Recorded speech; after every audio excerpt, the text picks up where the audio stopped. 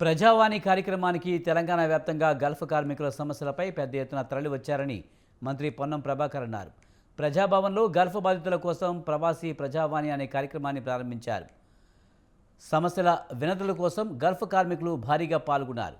రాష్ట్రం నుండి గల్ఫ్ దేశాలకు పెద్ద ఎత్తున ఉపాధి నిమిత్తం వెళ్లారని మంత్రి పొన్నం అన్నారు.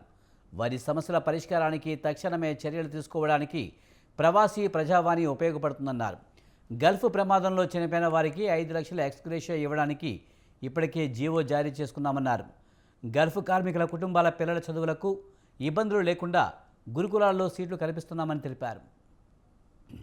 వాళ్ళందరికీ సంబంధించి వాళ్ళ కుటుంబ సభ్యులు ఏదైనా ఇబ్బందుల్లో ఉండి చేయని తప్పుకు ఏదైనా ఇబ్బంది పడతా ఉంటుంటే కూడా అక్కడ ఏదైనా ప్రమాదంలో ఇరుక్కుంటే కూడా అన్ని రకాల సమస్యలు చెప్పుకోవడానికి ఈరోజు తెలంగాణ ప్రభుత్వం పక్షాన ఈ వాస్తవంగా ఇవన్నీ కూడా శాఖపరంగా ఫెడరల్ సిస్టంలో కేంద్రం దగ్గర ఉన్నప్పటికీ కూడా ఈ రాష్ట్రం నుంచి అనేక లక్షల మంది బయట ఉపాధి అవకాశాలకు పోయినారు.